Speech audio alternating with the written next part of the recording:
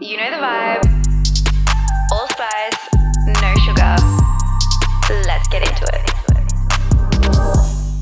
All right, my beautiful souls, welcome back to another episode on the Don't Sugarcoat It podcast. I'm here in Texas, okay, and I have seemed to have found the most iconic woman in business here, and she's sitting in the seat right next to me. And I tell you what, like, you can hear her little giggle right now. You know, you're gonna love her energy, and you know the caliber of people I have on this podcast, okay? So she far exceeds this woman. You're going to want to listen to her because when I tell you her bio, you're going to want to stop everything that you're doing, pick up a pen and paper and listen to what she has to say, because I tell you what, she has an incredible story and the level of success that she has generated. Amazing. Okay, are you ready? So listen in. Are you ready for this? Because I had her following me and I was like, oh, damn. And then she reached out and we went for a coffee and I was like, this is my human right now. This is my person. These are my people. You know when you meet people and you're like, she gets it. Yes. Amazing. So she's not just a cool cat. She's also incredibly amazing at what she does. So let's get into it. Okay. She started as a fitness coach and then fitfluencer kind of vibes. You know what I'm saying? You know the ones. And then made a pivot and became one of the persons who coaches coaches. She's a coach's coach. She was a fitness coach. And now she's a coach for coaches. And from then, she went on to scale her business and cracked the code for online coaching, so the people desperately need to hear what she has to say. She's not only built one, but 2 7-figure companies completely organically. No ads, all right? This is a master at her craft for organic marketing. Her brand and her approach to content has helped over 4,000 clients build businesses on their own terms. She has generated 13, okay? Let me say that again. 13 million organically, and is currently making 250K months. Guys, as well, for my Aussie crowd, that's USD, sis. Oh yeah. She helps female entrepreneurs build 7-figure personal brands, and she does it in a way that is refreshingly real and completely unapologetic. Please welcome to the Don't Sugarcoat It podcast, Kendall. Oh my gosh. Hey. Kendall Strampel. Yeah, let's go. The one and only. Hey, that was such a good intro. Oh, clock it. I picked that up here. Yeah. We don't do that back home. Okay, clock it. Okay, I think it's like a Gen Z thing, and I'm on the cusp of Gen Z and millennials. So when people do it, when people are doing it, I'm like, is this a Gen Z thing? Yeah. I had to go in Urban Dictionary, and now I'm like, 35 Clock seconds. it. Yeah, I think we're the same age. What year were I'm you born? 28, so 98. Oh yeah, same. Yeah. Oh my god. Yeah, so it's this really awkward, like, am I a millennial? Am I a Gen Zer? Yeah. Sometimes a Gen Zer who's like 21 says something, I'm like, Don't know. way over my head. I think we're the most elite and versatile because we've come from, we had the dial-up internet, and then we also had the first era of like the iPhone. So I think we're the most, like, you know, multi-dimensional, multifaceted human beings on this planet right now. I think I'm gonna take that. we were built for social media because of like the Tumblr days. We like saw MySpace. Oh my god, Tumblr. We saw, right? That's where it got started. Like we saw like Facebook, we saw MySpace, we saw Tumblr. Like, Did you have MSN? I had MSN. I also had AOL chat. Like, you name it, girl. Yeah. Oh my god, bring back those days. That was crazy. So Silly. by the sounds of it, you've always been in the social media world. So I want to dive into this because, like, let's be honest, 13 million in the online coaching industry is a number people dream about. And not just like from a place of ads, but you've done this organically. So I would love to like dive into like what that journey has been like for you. And especially from going from a fitness coach to now the coach's coach. And like, when did you know, going from like fitness coaching to, and that's actually also like huge, like it's big in Australia, but fitness coaches are huge here. When did you know that you knew that you were meant to do bigger things and evolved into the coach's coach? I feel like, and this is like not a solid, there was like a this moment, but it was like genuinely a calling. And I don't know if you've kind of like felt this. Oh, you're speaking my language. Right? Like 11. Yeah. Hello. Of course. Of yeah. course.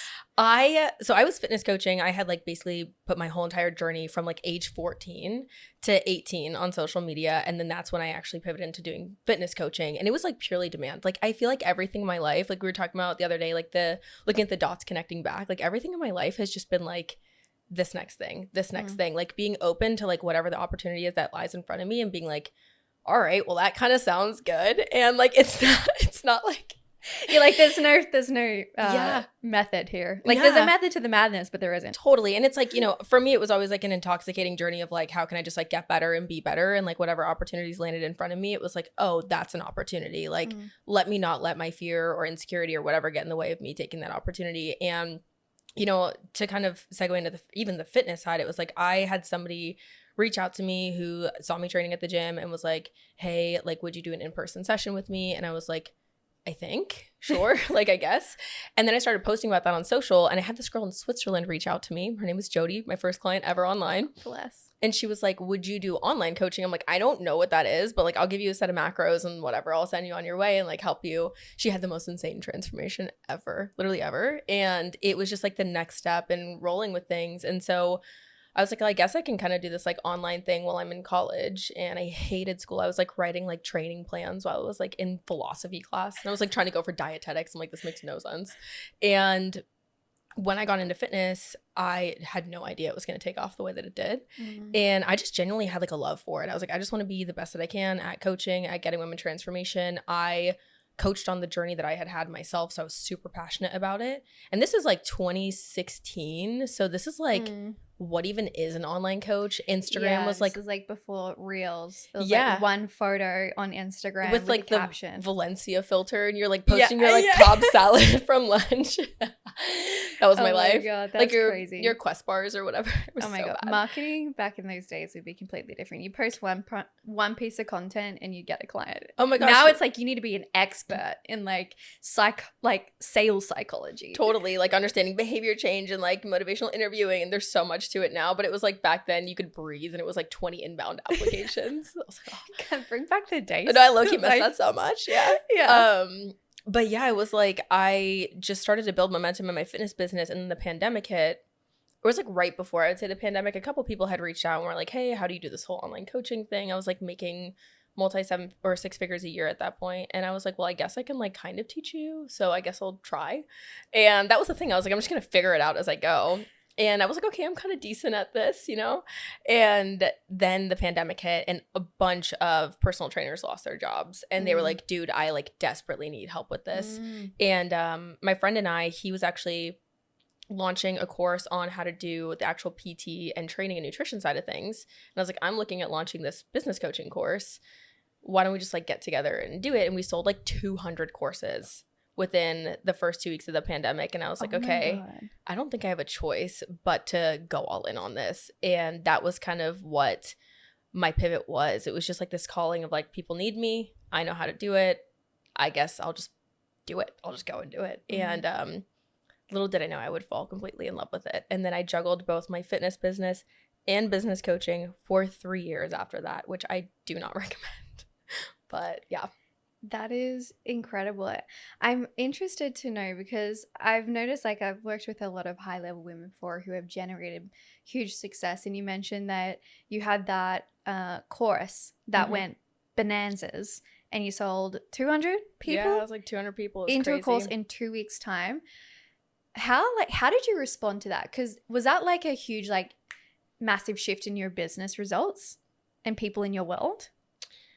It was like, what is this amount of money? First off, because it was a $2,500 course. So, you know, we're talking like, like $400K. That was a lot. It was so much. And, you know, I was splitting that between me and someone else, but it was like, that's still like $200K. Yeah, and I came from like nothing. Like my parents had lost everything when I was like in middle school, and so like I was just like, I'm gonna hoard this. I don't know what to do with it. There was like the wealth energetic side of it. There was like the am I that girl side of it, of like imposter syndrome.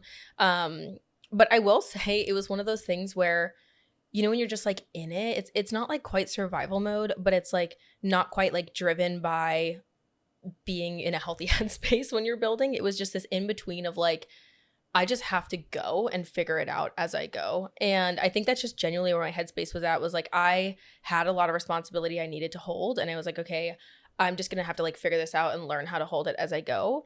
And with that, I did have this huge like outbreak on social where I just like my account took off. It was like 1,000 followers a day. I was like growing super, super quick.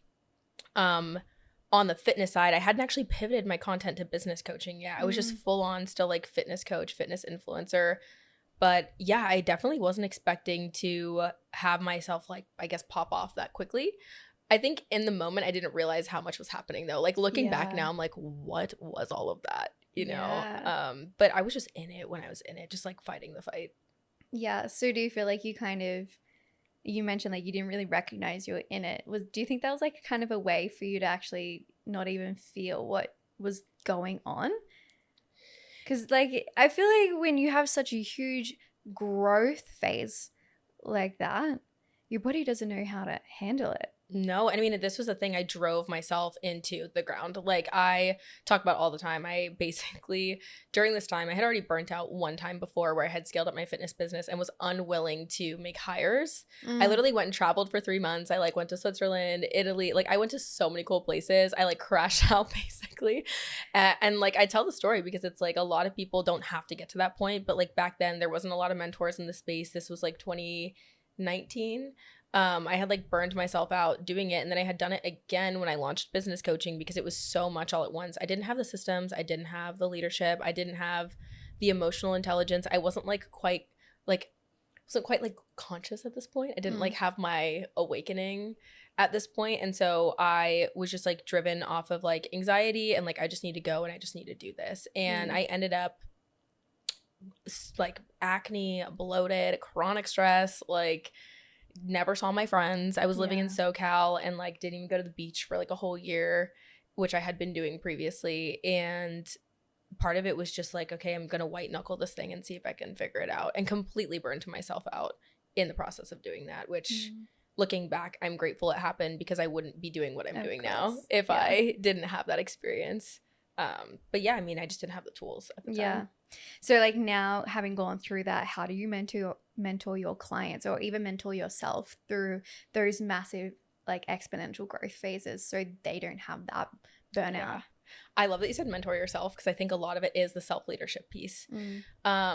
When I work with my clients, and I think like a lot of people throw this word capacity around so much, and it's like, what does increasing capacity actually mean? And, you know, when I think about how I scale companies, there's like two things I look at. It's like there's the woman and the entrepreneur, and then there is the actual like business, the leverage, and the systems. And I think a lot of people swing one way or the other, kind of focusing on them. And I like to have a really solid balance between the two and look at like what really needs development first. Like, is the woman in a place where her nervous system is regulated enough to where if somebody quits or they have to fire someone or they have a low cash week, they're not crashing out every 5 seconds, which I like love my girlies. Like, you know, as women in business, we're just like so multifaceted, so dynamic. We're like a good analogy is like we're like the weather. Like one day it's like sunshine and rainbows. I feel so seen. And then it's like earthquake. And you're like, oh my God. We were talking about this, how like at like 11 a.m. it's like, oh my God, sunny beach day. And by like 2 p.m. it's like actually tsunami. Yeah, literally. Random side question. Do you know human design? I guess well enough. Do you know your own? It's mine, manifest generator, right? Yeah. Okay, yeah. Then, yeah. Do you know the numbers at all? There's an 8 in there. I think 4 is my primary. Is there like a primary number and a secondary? It's only 1 to 6. So okay, then I'm a 4. Okay, it's like numerology 4. I don't know if that's the same thing. Maybe, I don't know. Give me your details later and I'll do human design. Oh my gosh, because I'm a mini gen as well, so that makes sense. I feel it's like Mark always like points this out to me because I'll have a day where I will work from like 7 a.m. till 11 p.m. Totally. And I won't need to breathe, sleep, piss, eat, like anything. I am glued on that computer and I'm like, oh, everything is amazing, like work. And then the next day I'll just crash the fuck out. You're on like, the don't couch. fucking talk to me today. Yeah, don't talk to me. And he's like, I was like, yeah, but I get it done. Totally. That's why he's just like, man, like hustle, consistency, routine, structure, consistently. He's very Taurus, so he's very earth, very grounded. As for me, I'm like, Yeah. But it's like a flow, right? Like, and I think that's oh my God, it's a flow. I feel like really high level women, and this is like one of the things I didn't really understand back then, is like I am like an overcorrector in a way where like if I have a day where I like work really hard, if the next day I'm a little more flowy and I like want to frolic, I would like judge myself, and then the judgment would create the crash out and the burn and all the problems. And it's like, actually, if you just learn how to work with your brain and what your body needs and the flow that you need in the rhythm, you can really do like anything and get as much done as you want. And I think it really comes down to, at the time, I didn't know much about like nervous system and capacity. And now I'm so protective over my nervous system and my capacity. Yeah, like I am brutally protective of it. And when I think about helping women scale, the biggest thing and the most important thing I think is just energy management and understanding like, how do you actually stack your days in a way where like you're getting energy and then you're doing something that maybe is a little more draining that you don't love doing, but it's a part of what you need to be doing. And I think that's a big part of it too, is all the stories we create around scaling. It's like, there are going to be things you don't love doing, and you don't have to force yourself to love them, but you got to get it done. And it's like, my goal is like, how do I develop a disciplined woman who doesn't want to complain about it? She's just going to go do the thing. She's going to get it done. She's going to build the process, and then she's going to outsource it when she can. Yeah. And I think part of it is just like really grounded leadership, really building yourself up, leading yourself well, feeling in integrity. Like if more women focused on just like what is creating principles for themselves, how do I stick in integrity with those principles? How do I operate by those principles? I don't have to question if I'm doing anything right or wrong. I know I'm operating by principle. Once you nail that piece down, I feel like it's so much easier to work on the regulation of the nervous system. It's so much easier to work on being just yourself, I think, is a big part of that too. And then it's like, how do we build the leverage in the system side of things, which is like my favorite thing in business. Like I love systems. I love leverage. I love team building, outsourcing, hiring. And I think women need to try on the business model that's going to work best for them. Yeah, that's so true. It's so true. Yeah. Something I really admire and I think is so different to Australian coaches in how business, especially business coaching and like just online coaching in general in Australia, is it's very much like the founder driven.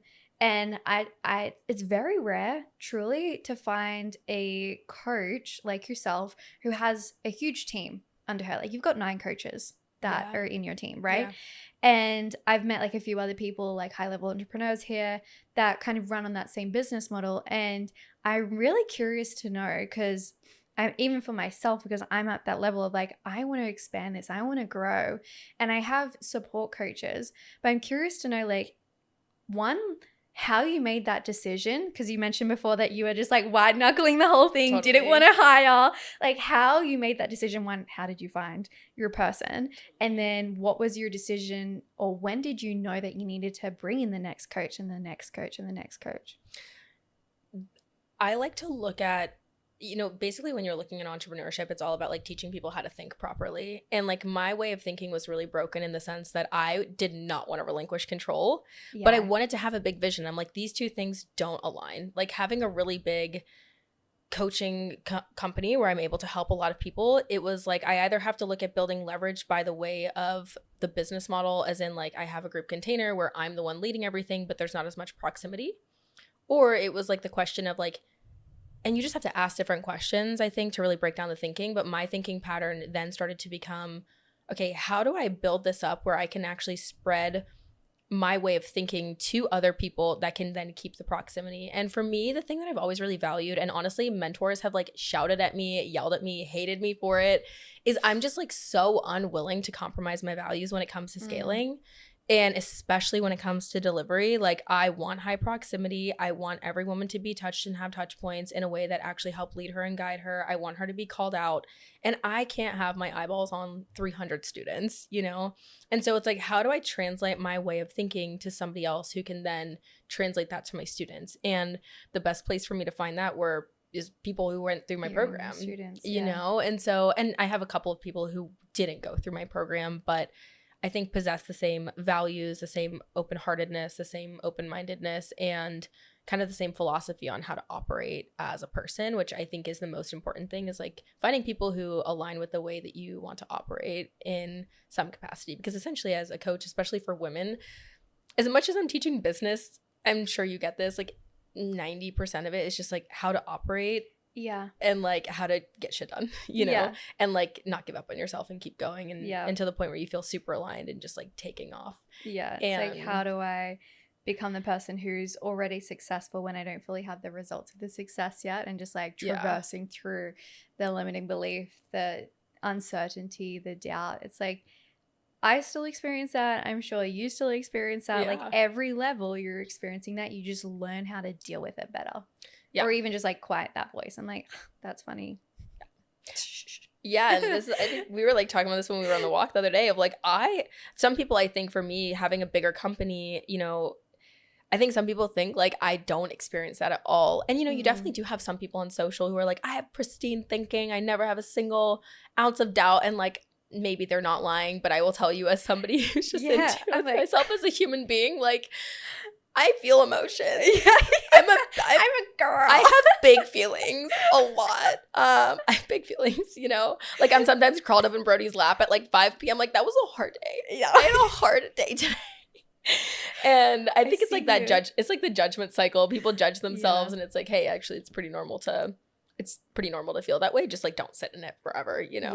Yeah. And I think that's what so much of like scaling really is. And I had to yeah. like really look at how do I translate that to other people who are like in my ecosystem. And what's also crazy is I have coaches who are way better than me at certain things that are inside of my offers and programs. Like one of my coaches is just so good at like assets and brand aesthetic, and I'm like, don't put me in Canva. Yeah. Like I can't even do it with Claude. So Yeah, you know? that's really interesting. Like I would love to like ask you about this, because you know I've had something similar as well, that it took me a while to regulate myself in it, is having clients who I have deemed as like more successful than me as my clients, or someone who is, yeah, like you said, like are better skilled at a certain thing than you are. And you're like, I know the first time that kind of came into my world, I was like, oh, who am I to like coach this person when they're, you know, they've got a bigger following account than me? Or who am I to coach this person who's actually making more money than me, but they're actually coming to me to learn how to scale their business? Like I like have had and currently do have clients who are on paper probably deemed more successful, yet come to me to learn a skill. Yeah. And obviously I've worked through that to recognize that, well, they wouldn't work with me. They didn't feel that there's something that I have that they quote unquote don't, and want to close that gap in. So I'm curious to know like if you've experienced that as well and how you've moved through that. Oh my gosh, 1000%. I just actually experienced this like not too long ago. I have a client who's doing $700K a month. Okay. She's a practitioner, like so crazy. And, you know, on paper, when I looked at it, it was actually funny. I was going up to re-sign her for another year of working together. She started with me making $50,000 a month. I was like, this is crazy. In a year, she did that. It's anomaly. Like I've literally never heard of it. But it was funny when I went to re-sign her. I'm one of those coaches who I'm like, I'm going to re-sign you and like continue with you if I think it's actually appropriate. Like if I feel like it's ready for you to, you're ready to move on and find other support, like I will totally encourage that. But when I thought about it, I was like, sure, she's doing 2-3 times the amount as me in revenue, but there's a lot of leadership development there that I can continue to support her with. There's a lot of like holding space for her to increase capacity that I can support her with. And I definitely have experienced the imposter syndrome though. Like I coached somebody last year who had 1.6 million followers, and I was like, but she doesn't have the systems that she needs. She doesn't understand funnel breakdowns. She doesn't understand actually scaling a team. And so I think on paper, yeah, like it's scary, but I think you also just have to really know yourself and what you're good at, and be willing to like hold the frame of those things too, and like really coach the client, you know, on what it's they like need. it's putting ego aside. It's putting like statistics and ego aside, and just like I said before, knowing that that person has come to you because there is a gap that they perceive that you feel that they need. Yeah. And that's a superpower. And I think that's really cool when you can dissolve any ego, being like, oh, who are you to think this? Who are you to do this when they're X, Y, and Z? Because actually it doesn't matter. Yeah. I say this to my clients as well. People who invest to work with you, they do that because there is no one else for the job but you. And when you can recognize that, and when you can own that, that will expand your capacity to be more seen in the market, to grow your business, and to also be a better coach and entrepreneur. Yeah, it's also like being like knowing what you're known for over time. And I think what's funny, I'm not sure if you felt this too, but like I'll have people come to me and be like, oh, I want to hire you for this thing. And over time, I was like, oh, okay. So like I am the personal branding girl. Like that is what I do, you know? And it's like, not that I needed external validation, but it's like, oh, I was always the systems girl, you know? And now it's like I want to be really disciplined and like, I want to get my shit done. I want to make sure I'm a really great CEO. And I'm like, oh, okay. So like, that's how you perceive me. And so I do think, you know, sometimes other people will tell you your gifts without even realizing, because they're like, hey, I'm coming to invest in you for this thing. And it's like my client who's like doing $700K a month. Like I would have never been like, oh yeah, I'm like a leadership and like development coach and I help women really understand how to be a CEO and lead teams. But like just naturally over time, it's been the progression, you know? And so, and I'm sure you feel that too. Same. Yeah. It's so interesting. And even it's so interesting too, as I've grown in my business, you make those micro pivots over time, and that evolves your identity and like how you coach the clients that you attract. And when I first started my company, I was like very much in content of like how to create content, how to make your social media like look and position yourself in the market to attract clients. So I was very content heavy. And as I grew and expanded, it expanded more into like business coaching and mentorship and the self-leadership and the energetic side of things.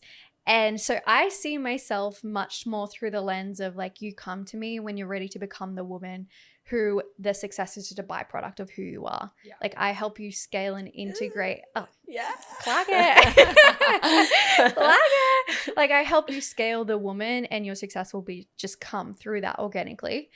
And that's how I see myself and perceive myself. But I'll still have people come to me and be like, I need you to teach me content. And I'm like, throwback. That's like 2 years ago. Right. Me. And it's also funny. I don't know if you experience this, but like, you know, some people I think they're talking about like outgrowing clients and whatever else. And I think it's totally valid, but it's also like, can you still teach them your way of thinking and understand that there are levels of like consciousness to entrepreneurship. There are like levels of skill development in entrepreneurship. And that's why for me, like I've always still loved coaching like the new coach. Yeah. Who's like, and people are like, oh, don't you feel like you've like outgrown that like level of coach or whatever? I'm like, to some degree, like I love talking about like, what's your click rate on your funnel? Like I'll talk to you about that all day. And I'll also talk to you about like what it felt like for your abandonment wound to come up when like a team member left, you know? Yeah. But like I also love talking about the nitty gritty of like, hey, like what does it actually take for you to like want to feel seen today and get on your Instagram story? And there's so much beauty in the spectrum, I think, that comes with being an entrepreneur. And I have a massive appreciation because even my like newer clients who are like maybe have one client or something like that, or like they just started their business, it's like I learn so much from them every day. Like I think genuinely when people are like, how have you been doing this for so long? I'm just like, I am literally humbled by these women every single day. Like a brand new coach being like, I signed one client this month, and I'm like, hell yeah. Yeah. Like, let's go, you know? I feel like that's been a thread for me recently. Yeah. Is celebrating the small wins as the big wins. Yeah. And because it's kind of like taking me off like, oh my God, like I've been so hyper fixated on this goal of mine that I'm working towards that I forgot like that this is equally important. Yeah. And for me, it's like, oh, I'm just going to celebrate in the way as if I was a newbie coach. And that's created so much more excitement and joy and fun in the business. Because I'm sure you've been like, when you're gunning for a goal, kind of, you know, you've got the horse blinkers on. Like you're not looking anywhere else, and you kind of forget what it's like to celebrate that. And I think too, like the beginning phase is the most courageous. It is like the most courageous because the level of self-transformation that you have to go through is huge. Once you've been in the game, it's like constantly like, hey, next level, next level, next level. It's an evolution. Yes, of course, there's still courage. There's still transformation of self to be had. There's still things that you need to traverse through and ascend and all of that. Yeah. But you're already operating at the identity of someone who is a business owner and a successful entrepreneur. But that beginning phase of clients who have, you know, just started their online business, just started signing clients, signed their first clients, like to go from, I call it matrix, like just normal everyday person to then selling yourself online is huge because you have to completely change who you believe you are and how you show up. And that's so hard because you're going to like lose so many friends along the way because they don't get like your growth, and you're going to outgrow so many people in your world. So for the newbie coaches that are listening to this podcast, like, we both see you and we celebrate you, because that first journey to 10K is the hardest part. I agree. It is 100%. the most hardest, courageous, like, dedicated you have to be to get there. And then from there, not to say it's smooth sailing all the way up, like, it's still a fucking journey. Yeah. But I just know, like, the hustle to that first level is it's so beautiful. Yeah. Because it teaches you so much about yourself. And it is the hardest. So we see you, girl. Yeah. I don't know if you ever feel this way, but I like think back to like I was 18 when I like moved out, dropped out of I was a psychopath. I literally dropped out of college. I was like, Mom, Dad, I'm like not coming home. I'm gonna like go live with my sister for the summer, see if I can make this online thing work. Like had so much audacity. Oh, girl, I think the same way. I look back into how I operated and I was like, I was fucking audacious and delusional. Crazy. I need to borrow some of her courage. Well, you know what I think it is too, though? Like, when we're a little bit younger, you know, whatever. If you're like 20, 22, 23 when you started, I'm like 18. It's like, you don't really have that much to lose, right? You don't have a ton of responsibility. You're so naive. I was so naive. No, listen, I literally moved out to California for a boy that I met for like 3 weeks before. I was like, I'm just gonna go, after I lived with my sister, I was like, I'm gonna go move to California. And my parents were like, the type of parents who watch those like Dateline shows where it's like How to Catch a Predator or whatever. I'm like, they're like, you can't move out to California. Like, oh my gosh, they're gonna kidnap you. And I was just like, no, it's fine. I'm fine. Everything was fine. Everything is fine. Everything is fine. You know, they say that females, their frontal lobe like is fully developed by 18. I don't agree with that, because like I didn't have consequences.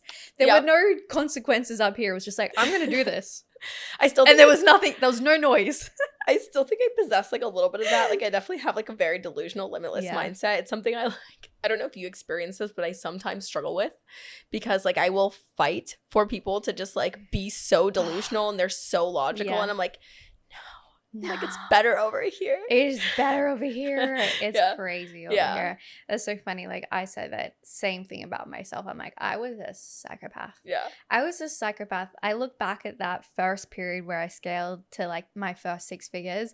I was still nursing at the time. I was bodybuilding at the time. I was running events and building my content business at the same time. Like, I would do nurse like night shift, then go to meet a client, do content, go home, sleep for 3 hours, go to the gym, do my meal prep, go back to nursing shift. And I was like, how the fuck did I do that? And you're just like, I was like, people are like, how are you doing this? I was like, I just do it. You know? I was like, just, what do you mean? Just decide and do. When you're like not as like, what do they say? Like the more self-aware you are, sometimes the harder it is to grow, because it's like you can think through all the possibilities of it going wrong, or like the possibilities of like the limiting beliefs or whatever is coming up. And it's like, when I was 18, I was like so not conscious or even really understood personal development that much. And I was like, oh yeah, there's like no risk here. It's fine. I'll just like go back to school if I like fail, you know? And it's one of the things I don't think a lot of people do talk about, though, is risk tolerance over time. Like, my risk tolerance, I would say now, is still pretty high. Like, I'm a pretty high risk tolerance person, which is why I think I've been able to get to where I'm at. Like, I'm like, fuck it, like, just we ball, let's go. Like, let's run it up. Like, you know, now I'm obviously more calculated in the risk that I take, because I have 16 team members and like a life and a family and like a home I need to make sure I can maintain, and all these other things, and myself. But it's like, you have to be willing to take big risk, and even though there's more responsibility with it, it's like you have to become the person who's like, I can just figure it out as I go, and actually hold space for all of the things that come with the risk, which sometimes is not great, you know? Sometimes, a lot of the times, honestly. And I think that's something people don't talk about, is how much taking a risk can work out. Yes, a lot of people talk about, but they don't talk about the downside of taking a risk. But also, I think so many, especially women, they're so afraid of the contractual energy that comes with taking a risk and failing. And I think, like, for me, it's always just been like, well, that sucked. Like, that really sucked. Let's just get back up, you know? Sometimes it's way more than that. Sometimes it's like, oh my gosh, I think I just had 5 ego deaths in 1 week. But it's all part of the game, you know? So part of the game. I've always had a particular relationship with failure, as it's just feedback. So I just ask myself, okay, what's the feedback here? What's the feedback? And just move and like not make it mean anything. And I had a huge fucking lesson at the end of last year, and it rocked me. And I was like, fuck. I mean, like, we've all had those moments in business where things just rock you. And I've had situations in the past where it's like come from externally, but this was like a kind of a repercussion of a decision that I had made. And it really rocked me. And I took it as just like, okay, fuck. Even though my mind was like, you shouldn't have experienced this because you should know better by now. Yeah. But this is the result.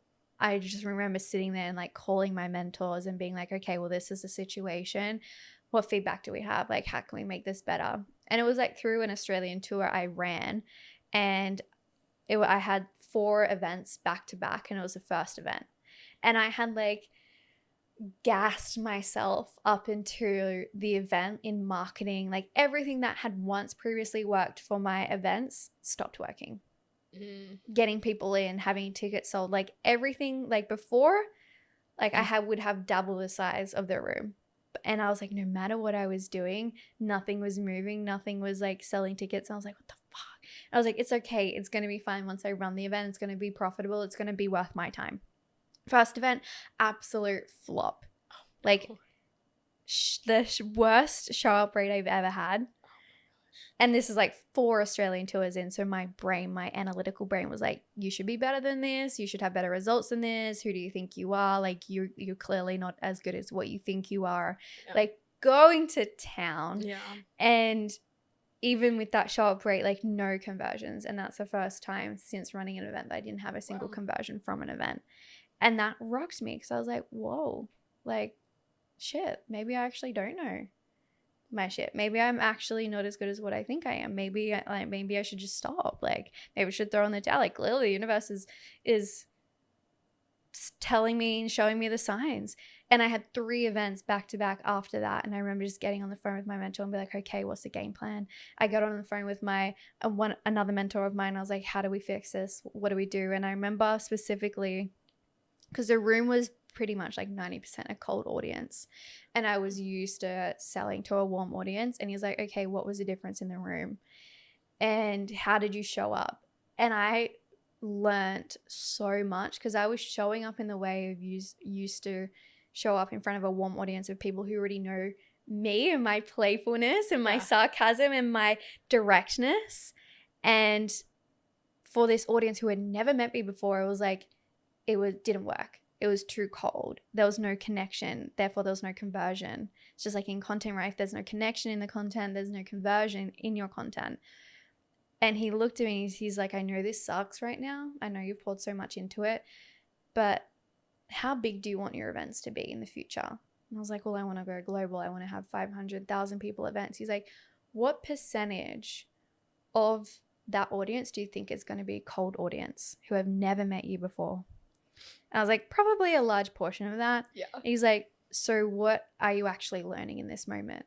I was like, how to speak and sell to a cold audience. And he's like, go and do that.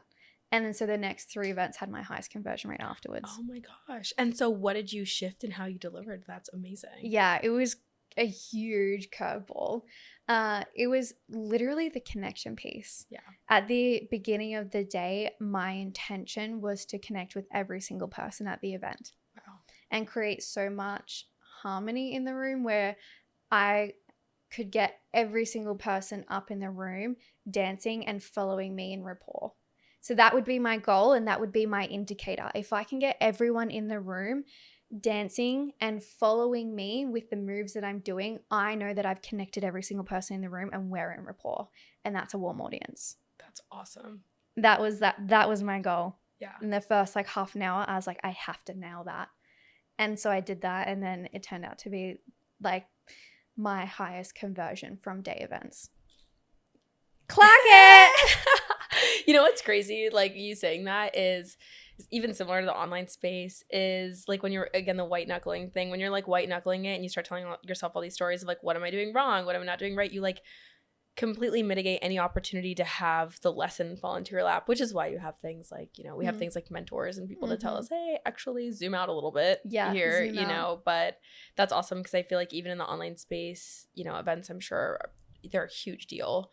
And I feel like a lot of work goes into having an event, but it's like even in the online space, running a masterclass or even just having a low cash week or like not having people come in the door. It's like, hey, that doesn't always mean it's a mirror or a reflection exactly of you, but it's like, let's audit, get the feedback, take the feedback, and then know what to do with it, which I think as entrepreneurs, especially with the rise of like AI and all that stuff, it's just so important for us to learn how to think through things that way versus just like default and and reject and just like reject and project and then ask ChatGPT what's wrong.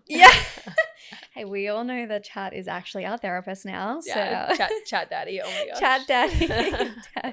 So good. I want to ask like one last question before we wrap up, because you kind of touched on it before, like from obviously the beginning of your journey, you very much just like, this is how I'm doing it, this is the way, white knuckling, hustle, grind.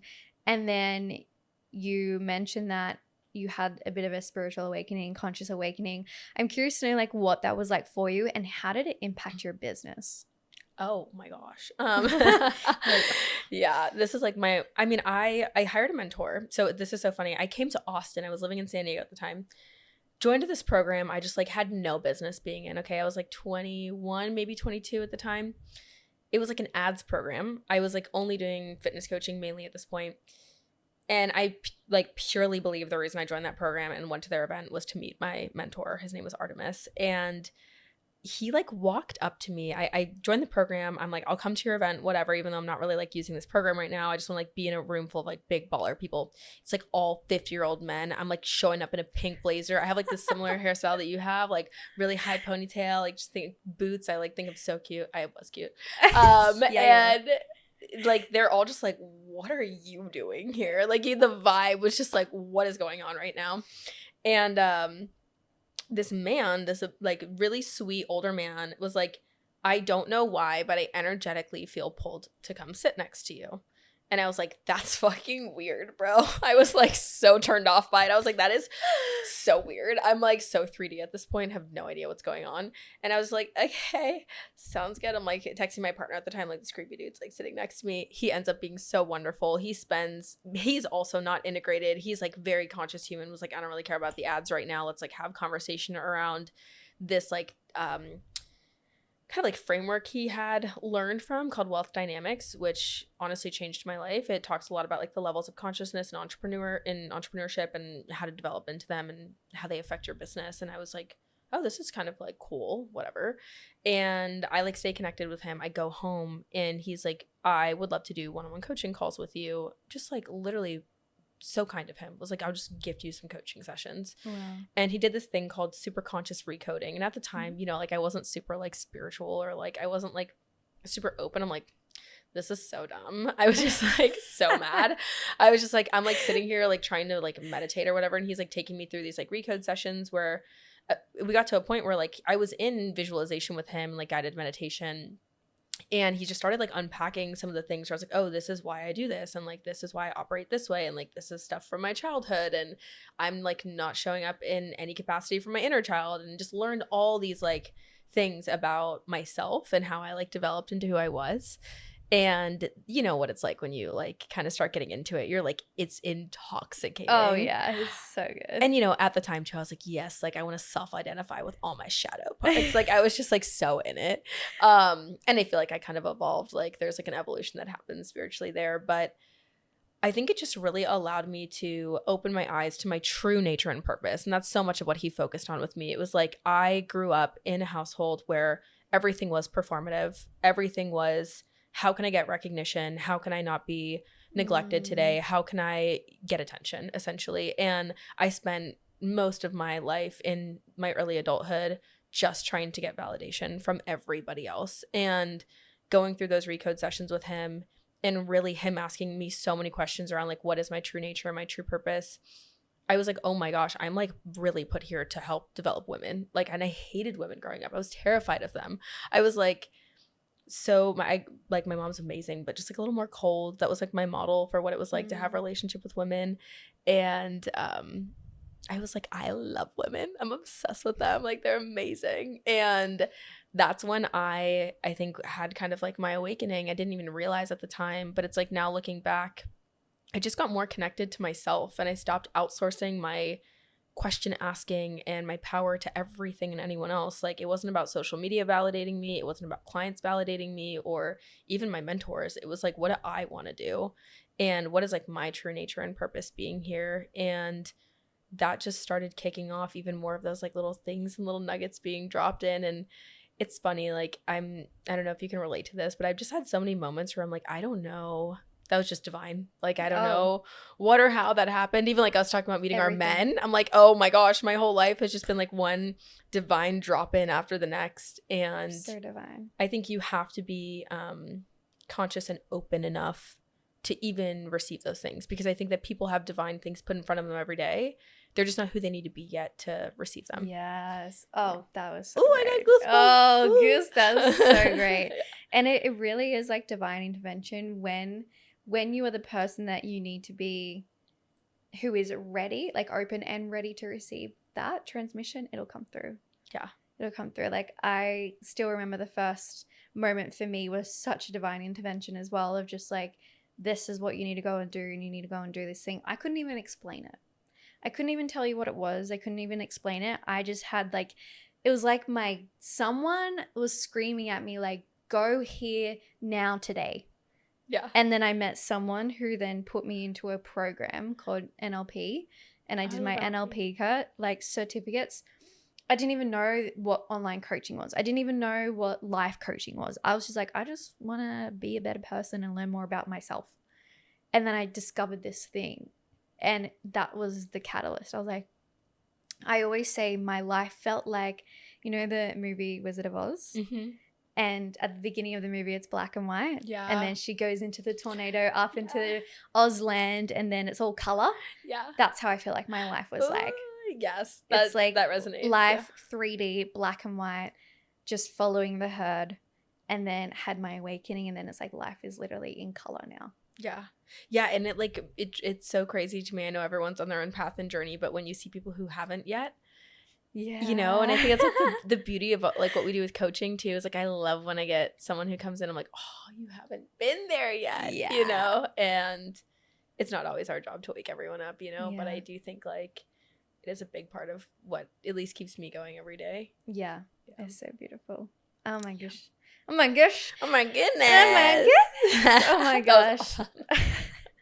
That was amazing and went so incredibly fast. Like, Thanks I for feel having like me. I know we know. can just riff. Yeah, I know. I could sit here and talk to you for forever. Yeah, I'm like, there's no microphone here. I'm just Right? yapping. Yeah. Just yapping. So thank you so much, Kendall, for being on the podcast. Yeah, like, I thanks for having truly me. appreciate you being here, giving your time, and I truly also respect what you're doing in the Thanks. industry, how you show up as a leader, and also how you show up as a woman in business, like really Thanks. leading the way and like Oh, paving thank the you. way forward. So thank you so much for being you, and I'm just super excited that we've been able to connect and share our Oh, magic. Shout out TikTok. You're the Yeah, best. TikTok algo really did Really a solid its there. magic. And divine. It was Divine. That's what I'm saying. It was one of those things. It just dropped in. Yeah, It's crazy. so good. You're Oh my God. amazing. So Thanks, girl. if people who are listening haven't heard of you before, where can they find you? Yeah, so basically all platforms, Instagram, TikTok, YouTube, just my name, Kendall Strampel. Amazing. Yeah. She's a baddie. Thanks, girl. Thanks, You too. babe. Oh my God. Thanks, Queen. See you on the next episode.